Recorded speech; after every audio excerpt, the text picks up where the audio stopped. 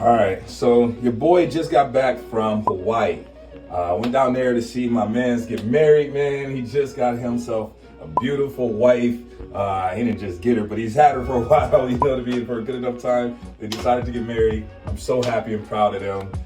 It was a beautiful destination wedding.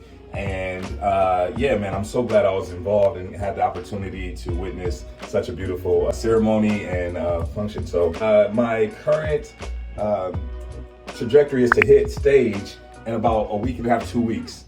So this vacation, Hawaii destination, was right smack dab in the middle of prep. And normally that's a no-no, right? But what I will say is I went there, prior to going, I weighed around 212. I came back, weight 213.8.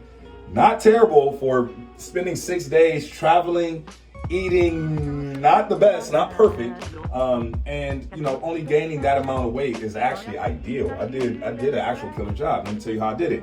So the focus was protein, protein, protein. The days that I could, I actually food prep. That was day one from the beginning of travel onto the plane ride. First day, I had all of those meals pretty much already taken care of. After that, though, that's where it gets a little tricky because now you hit the ground, you gotta figure out what's what. I was able to focus again, like I said, mainly on protein and then clean carbs like rice, veggies, things like that are steamed. You don't want to get the grilled or oil or anything sauteed because that will have a lot of oil. So we were able to get a lot of steamed rice. I'm in Hawaii, so a lot of different dishes that are rice-centric. Musubis, oh man, they were bomb. But you gotta be careful because not only does that, oops. Sorry, I got a message there. So you gotta be careful because those are still laced with a lot of fat depending on the type of meat or protein or whatever you have inside of your musubi. So the key here that you wanna focus on, this is something that some of you guys might not know, carbs and fat together are what give you fat. That's what's going to create a gut. That's what's going to create where you don't see these lines, this symmetry, this beauty, this this physique, this leanness. Carbs mixed with fat. That is the worst combination of things that you can put into your body. Most of the foods that you're going to love are going to have that. Your Oreos, your cookies, your cakes, your pies, obviously filled with carbs, filled with fat. A lot of your heavier food dishes, your pastas, your pizzas, your tacos, again, filled with carbs, filled with fat. And that is going to be the thing that knocks you right out of the focus that you have if you're trying to become lean. What I was able to do is focus on, again, finding protein centered meals. That's going to be your chicken breast. That's going to be your fish. White fish is the best fish if you can because it's low in fat. That's going to be your lean cuts of steak, your fillets, filet mignon, things of that nature. Top round is good as well. But when you don't have access to those things, that's where it gets tricky. You're on vacation. You can't really select everything for your convenience because sometimes you're in a place that just doesn't offer it. So when I was in those moments, the first time I got to that moment was at the wedding reception. I was there, I had been doing good, I was proud of myself, but then I realized I'm actually here a lot longer than I planned for. I wasn't thinking weddings are a whole day event, bro. And I should have thought of that. I was there, I didn't have any other foods prepared. I knew that I was gonna be at the reception, so I knew I was gonna have to eat there, but I figured I could have, that was my day off, my little meal, cheat meal type thing, quote unquote. And when I say cheat meal, it's a meal where I actually have already planned for it and it's in my macros. It's within the overall goal that I'm trying to achieve. It's not technically cheating when you already have it planned, okay? If you already know what you're going to do and it's within your structure, it is not cheating, okay? So no cheat meal technically, I just use the term because everybody understands what that means. I thought that was gonna be that. However, when I was there for the longer period of time, I got hungry, you know what I mean? Bruh, man needed to eat and I needed to hit my calorie for the day so that I'm not eating into the muscle. And oh my goodness, it got tough. So what I had to do at that time was just pile on more protein. They had a beautiful steak there. Oh my God, it was so good. They had salmon. They had a beautiful soup that was just delicious with shrimp. Oh man, so I did pile on more of those types of items. I stayed away from the cookies, the cakes. I tried to, I ain't gonna lie, I did have a little nibble here and there. You gotta do what you gotta do. But for the most part, I ate as clean as I could and I did what I had to do. look at the results though. I came back, and like I said, I was 212 before I left. Right around 211, between 211 and 212. I came back 213.8. That's not bad, man. Like, I just didn't want to hit 215. That was the goal, stay under 215. I'm good. By the time I shrink wrap and get everything back to, get all of this water going, oh man, to get the glycogen, like, man, dude, I'm about to be shredded perfectly. And I still had an enjoying vacation, an amazing time. You can enjoy yourself. You just have to be mindful. You have to be mindful. You have to know what you need to do. Know your goal and don't forget it. As long as you stay focused, you can have a good time, eat what you need to eat. 90% of the time you locked in, right? And then that little 10% that you have to give away because of functioning and being able to be a part of society and loved ones and people that you care about, showing them, you know what I'm saying, that you're there for them. You got to do what you got to do. But guaranteed, if you've been taking care of that 90% where it's all on you, you can come back and you're still going to look like this, baby. What y'all think? Is that fire or is that far? Come on, man.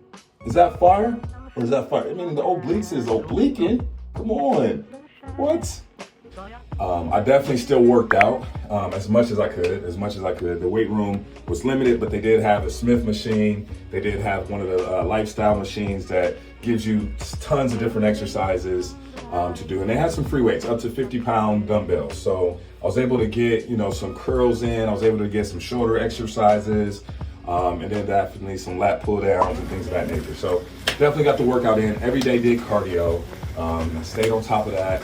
So the Hawaii trip was overall a success. And when you're in Hawaii, I mean, the cardio is beautiful because you're out there on the beach, you know what I mean? Getting your steps in, whether it be walking, whether it be jogging, you're getting it in. And I also hit the cycle quite a bit too because I'm trying to cut down on the inflammation on my knees. The walking that I was doing with the incline was definitely having its toll on my knees. So the bike has been a definite welcome new experience for me in this prep mode. I've used it prior when I was injured before, and bike is always good when you're in the injury zone for some reason because it's low impact. So I used to do the Peloton often, every day. That's how I got started getting back in shape way back in 2020. But now I'm back and I'm still using the cycle again for a different purpose this time. But it definitely still hits the goal right on the head. So again, man, I just wanted to make this video to let y'all know that you can go on vacation, and it doesn't mean that you have to completely lose focus. It doesn't mean that you can't enjoy yourself. It doesn't mean that you can't have a good time, but it does mean that you still have to stay mindful. You know what I mean? Mindfulness is, I think, the foundation of everything that we do, and whether it be our careers, whether it be our home life, whether it be our relationships. Mindfulness is going to give you an advantage and save you so much drama and headache. If you're mindful of the things going on, what you need to accomplish, how to get there, the tools that you have, the resources that you have, the energy that you're giving off, the energy that you want to receive, and the knowledge on how to get those things accomplished, then you'll always fare better than someone who is just kind of loosely doing things without there being a lot of thought or care or consideration involved in their process. So the key goal for this is just mindfulness. Have fun, just be mindful. All right, man. Y'all tell me, what do y'all think?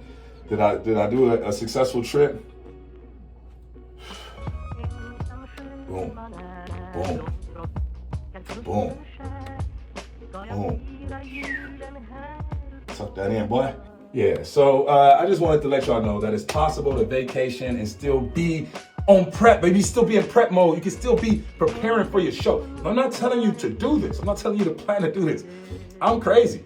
I'm crazy focused. I'm laser focused. When I tell you 90%, I'm probably really speaking of the upper 90s, like 99% of the time. I am eating exactly what I'm supposed to be eating, doing exactly what I'm supposed to be doing. So when I sway a little bit over here, my body is just like, get that out of here. It's doing the Jackie Chan to that, knocking it right on out because it knows what it needs and it knows that I supply it. So it's not grabbing that stuff thinking like, I gotta have this right now. I gotta do this because he's not gonna give me anything else. No, they're like, yo, we trust him. He know he out here doing this thing. He doing a little something right now, but we know he gonna give us back what we need in order for us to be where we need to be.